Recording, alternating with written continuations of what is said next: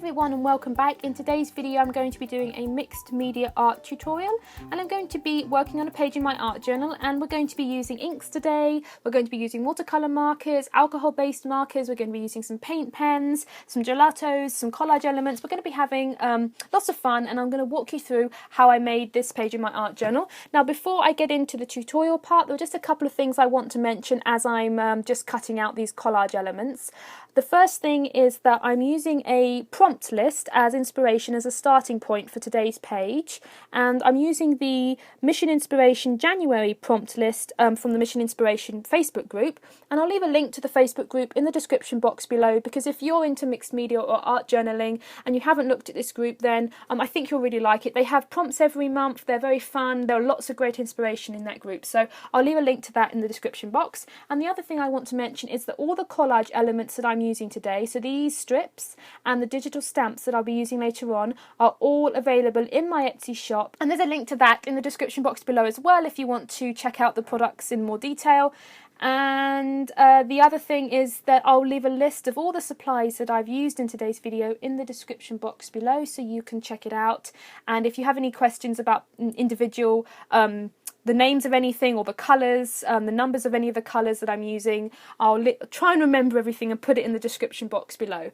So yes, so now let's get into the tutorial. So I'm using my Dilutions journal, and this is the small one, and this is actually the very first page in the journal. This is a new one that I've bought especially for art journaling. And I think actually even if you're not an art journaler and you're looking for a heavy duty sketchbook that you can do paints and watercolours and kind of acrylics and just a lot of mixed media in, then have a look at the Dilutions journal. It is designed for art journaling, but the cardstock is really heavy duty and really nice, and the whole journal has a really nice feel. The first thing that I did there was I took an old piece of artwork that didn't work out and I put paint on it. The paint had reacted badly with the paper and it was going nowhere, so I kept it. I didn't throw it away because I keep things like that. If you have any artwork, any scraps, colour swatches, even like bits of packaging that has nice designs on it that you don't need, I would keep it and use it in these sorts of projects, because you can always use these sorts of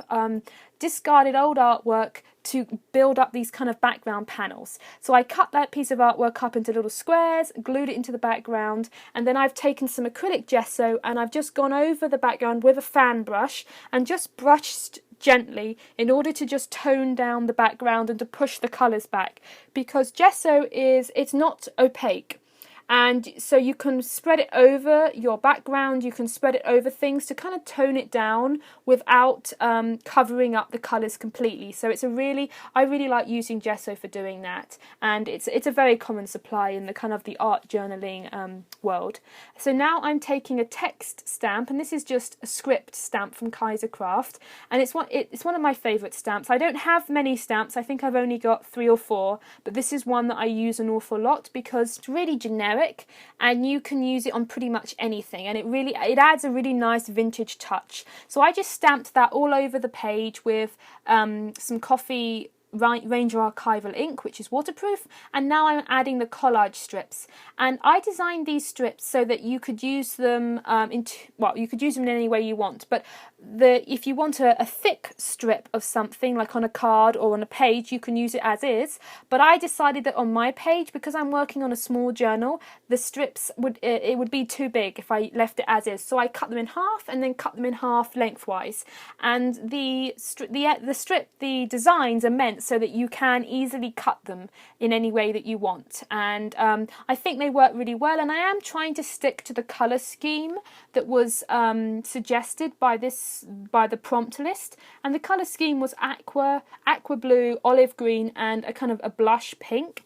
Now I didn't really have any olive green paints or any olive green inks or anything, but I tried to kind of make a colour scheme that was broadly similar. And I think if you're using a prompt list, then it's there for inspiration. If you don't have all the right colours, or you don't like some of the colours, or you don't want to do some of the steps, you don't have to. It's just there to kickstart your creativity and to kind of get you started on a page, because starting an art journal page, starting a mixed media project and kind of learning how to layer things together can be really hard, and having a prompt list is a great way to kind of just get you started and to give you some inspiration. What I'm doing now is I've got a couple of gelatos, and these are from Faber Castell, and I've got a pink and a blue, and I'm just kind of smearing them on the page. And if you've never used these before, they're a little bit like a crayon, but they're much softer and much more smudgeable.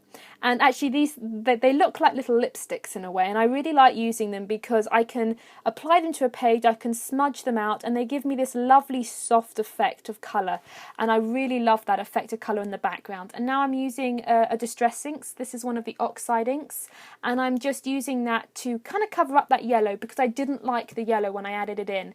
And that's another aspect of mixed media that I really like. I love the fact that if you add a colour or you do something that you really don't like, you can most of the time save it, add another colour on top, blend it out, cover it with something. Mixed media is a really forgiving and art journaling on the whole is a very forgiving sphere to work in, and it's also very intuitive and very instinctive. I don't plan out my art journal pages, so I'm teaching this tutorial. I've obviously sped the video up and I'm doing the voiceover afterwards, but I couldn't teach this tutorial in real time. A lot of the other tutorials on my channel, my drawing tutorials and a lot of the colouring tutorials that I do, most of the time, if I can do it in real time, I will.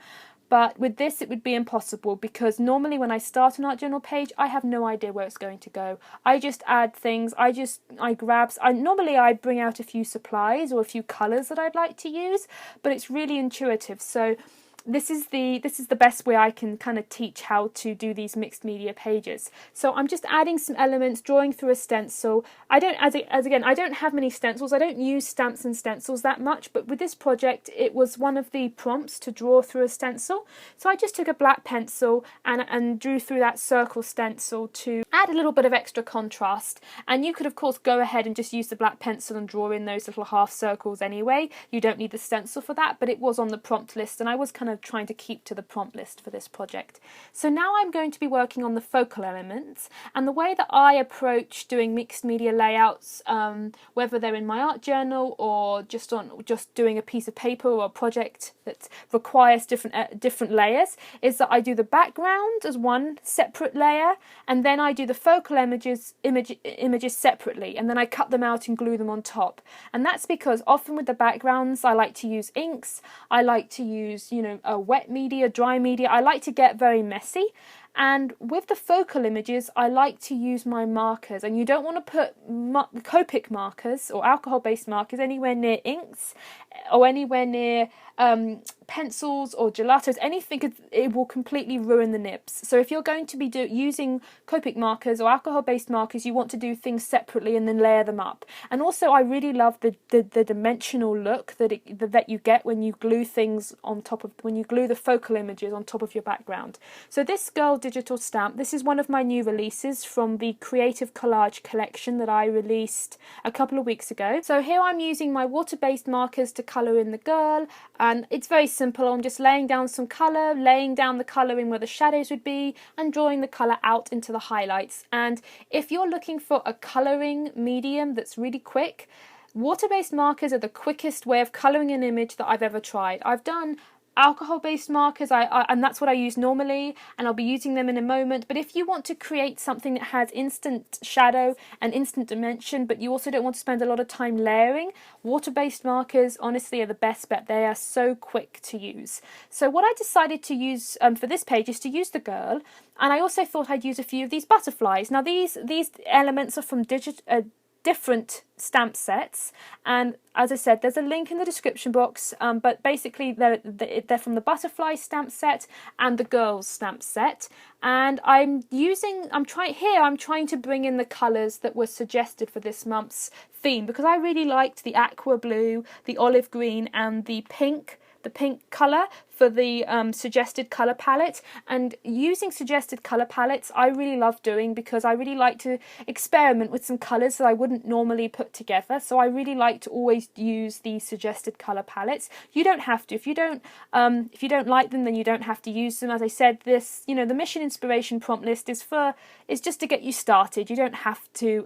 use them. But I really like the aqua and the olive green together. So I'm just colouring in the butterflies. I'm doing a quick layer. I'm using my Copic markers here because they're bold, and because I've done a pretty bold background, so I wanted the butterflies to stand out as much as possible. So I was kind of using the boldest colouring medium that I had, and I work with my markers most of the time anyway, and I'm just alternating the colours and to keep it consistent. And I've picked 4 small butterflies and 1 large one. And normally when you're picking out elements, it's normally a good idea to go with odd numbers. So 3 is a great number to use if you're scattering elements, or to do 5. So I've got 5 butterflies here, and I'm just cutting them out. And I haven't filmed the whole of the cutting out process because that would take ages, but you can see I'm just taking my time, carefully cutting things out. And I have a very sharp little, this is a new pair of scissors that I've bought only for paper cutting. And if you do a lot of collage and a lot of cutout, then investing in a proper pair of precision scissors that are meant for paper cutting is a really good investment. Now, they're not, that they can cost you more than just a regular pair of scissors will, but they are completely worth it in the long run. And you want to not cut anything else with them, and that way you can keep them really nice and sharp, and it will make your paper cutting so much easier. I found since I've bought these, it's been so much easier to cut out things out of card and paper than it was before when I was using my old grunged up pair of scissors, which I'm sure some of you will remember from some of my other videos. So now I'm just taking some brown distress ink, and I'm kind of just distressing around the edges of the butterflies, and this is just to help them tie into the rest of the vintage grunge kind of colour background that I have going on, and also just to help them stand out a bit. And if you're laying elements on top of a background, just kind of going around the edges of the elements and distressing them is a great way of just making them stand out and pop a little bit more. And then I'm gluing that down, and I'm using a couple of different glues throughout this video. You can use whatever glue that you like. I was running out of the glue and seal, so I ended up switching over and using the Tombow glue here, and I have recently got the Distress Collage medium, which is really nice. I have to say I really love that glue. So but anyway, any glue that you want you can use. You don't have to use a special glue. And I glued the butterflies, but I tried to scatter them a little bit. So it's quite nice if you put one butterfly under the wing of the other, and then you sort of just you kind of interlock them a little bit.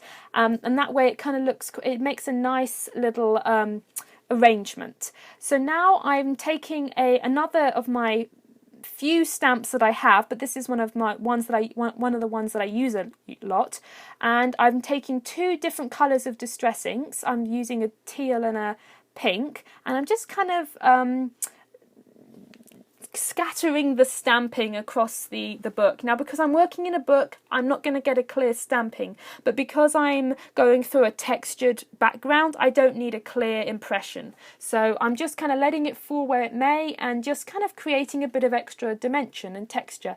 And now I'm using some acrylic paint to add some stars and some little dots and highlights with a paintbrush, because unfortunately my white Posca paint pen that I use all the time has clogged itself.